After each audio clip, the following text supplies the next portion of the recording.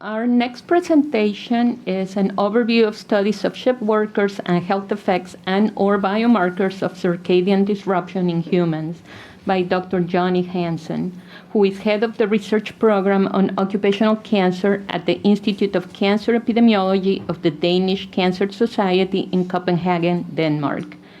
His research focuses on environmental exposures in broad sense and risk of chronic diseases and includes in particular ALS, Parkinson's disease, and cancer. His main interest during the last 15 years has been in studying light shift work, circadian rhythms, and in particular cancer risk. Thank you. Thank you very much for the invitation and for the introduction. Well, before I started my interest into shift work, I was a normal occupational epidemiologist interested in occupational exposures to chemicals. Then occasionally, in the end of the 1990s, I went to a talk given by Richard Stevens, where he not spoke about shift work, but about light at night and the association with breast cancer. And at that time, I got the idea, if light at night means anything about related to breast cancer, shift work might be a good model for that. Now I say it's a good model for that. Now I have increased my knowledge concerning shift work, so I would not say it's not only a model. Shift work, it's much more complex, as Roel told us about.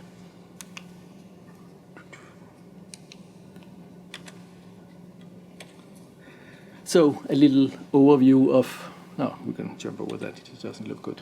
Well, shift work is at least light at night, but it's also, as told by Roel, a lot of other things. But it's the most extreme exposure to light at night compared to other more general exposures.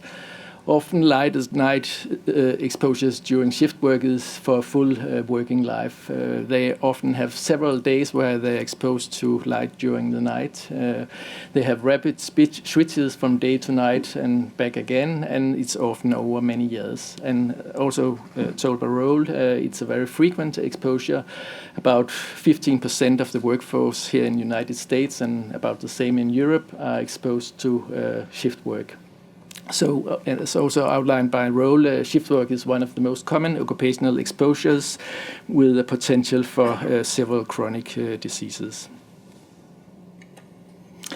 And again, even if you look at shift work within the same occupation here, nurses and physicians, it's not the same exposure. We need to know a lot of details in order to classify shift work.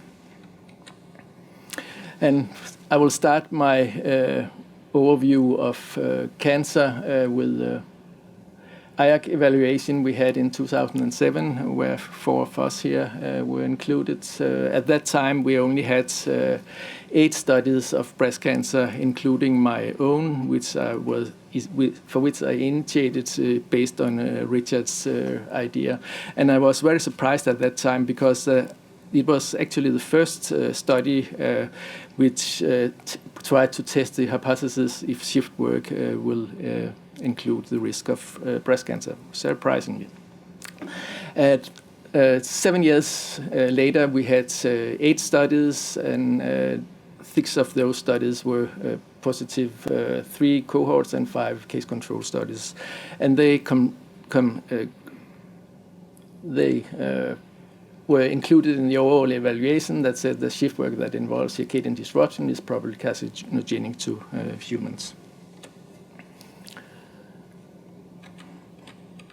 So some recent meta-analysis. Normally, meta-analysis are a neat tool in order to combine results from different studies, especially when they are low-powered.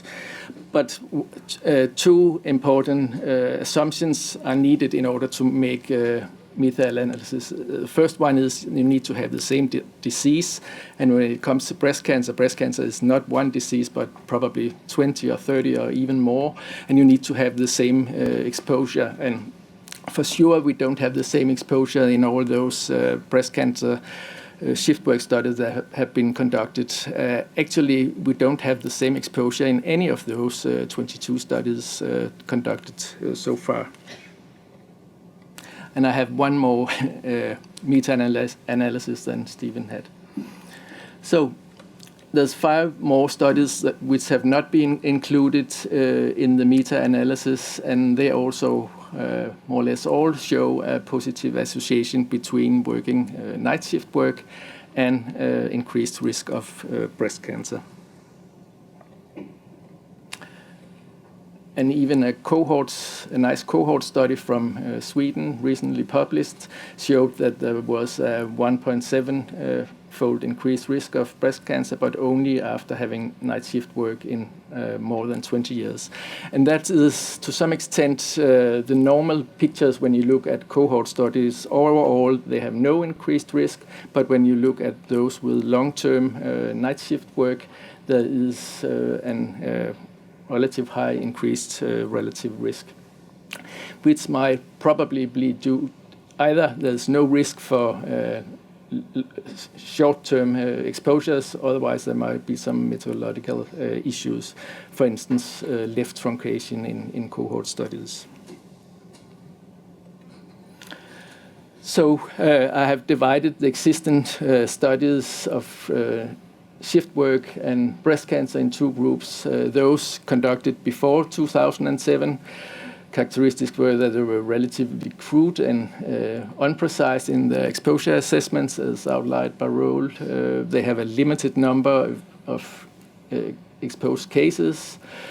It also includes some register-based studies, where they have the advantage that they have large number of study petitions, but the price you pay is that the exposure you have is relatively uncertain and incomplete, and with incomplete control for confounders. And at that time, none of the existing studies have actually been designed in order to focus only on night shift work and breast cancer. That's changed after the IAC evaluation, where it came in group 2A.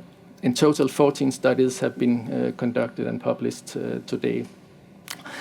One of the arguments against the association between shift work and breast cancer was that 3 of the 6 positive studies from the IAC evaluation was made within nurses, and nurses are also a group that are exposed to a variety of other potential carcinogens which have not been controlled. So there have been a focus after 2007 in order to study other groups, although that nurses is a very good group to study. And there has also been a focus on other cancers than breast cancer. Basically, in 2007, we had only a few studies on prostate cancer and a few studies on some other cancers. There's a much better control of potential confounders in the new studies. There's much more detailed exposure assessment. It's not only ever never. It also includes cumulative exposures, which means the number of exposures to night shift work you have had lifetime, number of consecutive nights, different time windows, for instance, exposure before and after the first pregnancy, taking into account if you work morning, evening, night, early morning, rotating versus permanent night shift, and diurnal preference as something new. This is results in a study we conducted in Denmark, published in 2013. It was the first study where diurnal preference or chronotype was taken into account. Here you see a stratification of results based on people's own reporting, if they were either morning, evening, or something in between persons. And you see a relatively clear results. Overall, there was, I think, almost 2-fold increased risk in breast cancer. But when you stratify on morning and evening people, those with morning preference have the double risk of those with an evening preference, and those in between have a neutral risk. But of course, you need to take into account here that it's based on very small numbers. So the numbers of studies of night shift work and prostate cancer has increased, and as you see here, there is a relative homogeneous picture as we see for breast cancer. Most studies show an weekly modest increased risk of prostate cancer after some years of night shift work. There have also been now 6 studies on colorectal cancer. It started with a Nurses' Health study, and then we have some other. And there's more or less the same picture as we see for breast cancer and prostate cancer, modest increased risk. Normally in occupational studies, females are a kind of studied group, but it's different for shift work. Most of the studies are related to women because we have this particular interest for breast cancer. But there came out one study from Canada in 2012 where they looked at shift work in men in different organs. It's actually a series of case control studies, and as you see, almost all the sites show an increased risk. However, there seems not to be any kind of dose-response relationship, but the estimation of shift work here is extremely crude. And another limitation of this group is that they use the same control group for all this site, and if they have a misclassification, underestimation of shift work in the control group, you will have a picture as you see here with an overestimation of all the sites. Biomarkers in shift work studies, a brief overview. There's a very good key reference by Scott Davis and Myrick from 2008 where they discuss core body temperature, melatonin, and they conclude that melatonin should be the preferred biological marker. Melatonin is easy to measure, both in saliva, blood, and urine. The problem is, of course, logistic. It seems like the first morning void is a good representative for the entire night melatonin production, except perhaps in shift workers, because their first morning void is different from day workers. So there are some logistics. And it has been mentioned a couple of times already. There's a new approach made from some colleagues of Roel in the Netherlands, where they have tried to find an universal biomarker which is independent of time, which makes life much easier if you want to have a neutral biomarker which is not dependent of the time where you measure it. Richard already talked about epigenetics, promoter methylation. There have been some studies of different genetic polymorphisms. Chronotype is important, and there have been some studies of sex hormones and other hormones. The problem is, however, that we have relatively few studies within each category, and some of the results are not homogeneous.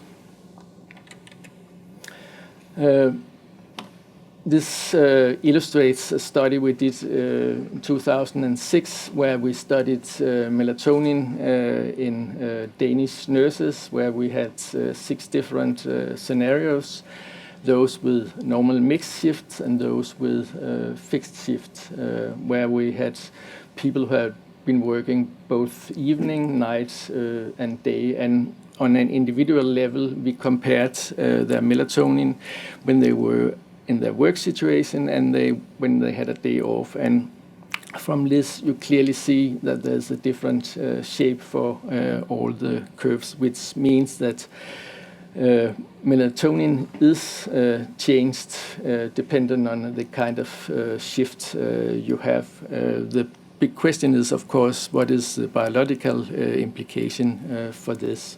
And overall, from toxicological point of view, the difference between the most extreme groups here is only 18% in the area under the curves, which is not that much in toxicology. Melatonin and breast cancer risk, it has been studied in particular by Eva Schönhammer in 4 studies, and in a study by Ruth Travis from the UK. And at least all Eva Schönhammer studies show a tendency of decreased risk of breast cancer if you, for unknown reasons, have a high level of melatonin within your blood. So a little about Transmeridian travel. There have not been any studies of frequent flyers, for instance, and there's no clear definition of what it is. It's flight transportation, and if we believe in God, He has not foreseen probably that we should have flights where we can travel so fast as we can, cross timelines. So those studies that have been published have been concerned pilots and cabin attendants, and they have been conducted for other purposes than circadian disruption or shift work. They have been conducted because the authors have been interested in cosmic radiation in particular, and they are quite crude in their exposure assessment. In general, they only have a job title, and in general, they don't have information about important confounders. If you see at the picture here, which was included in the IAC evaluation, you see a very homogeneous tendency of increased risk of breast cancer in almost all the studies. There have been some more recent studies from the Scandinavian countries where they have also tried to estimate the radiation involved in this exposure, and it seems not to could explain the increased risk of breast cancer. Shift work in other cancers. I am a cancer epidemiologist, therefore I have focused on cancer, and it has actually also been the main topic within shift work and health outcome the last 15 to 20 years. But as you see here, many other both acute and chronic outcome have been studied. Actually, mental health is on the top, metabolic syndrome and obesity number 2, and as you see here, and even Parkinson's disease have come on the list relatively recently. And the problem with these studies are the same as for the cancer studies. The exposure assessment is relatively crude, and it's actually even cruder than for cancer studies because those studies have been conducted primarily 20 years ago. So an overall conclusion is that we have now in total more than 20 studies of breast cancer, despite the very different way of assessing the exposure shift work. They are surprisingly, to my opinion, homogeneous. However, the overall increased risks seems to be modest. One explanation for this could be if there is a true association that we have a comparison problem. We compare with other women that also are exposed to light during the night and who have transmeridian travel.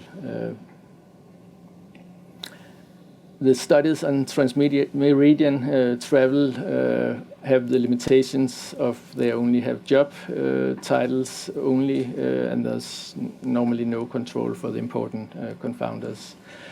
Use of biomarkers are in the very early phase, but it's a way to go.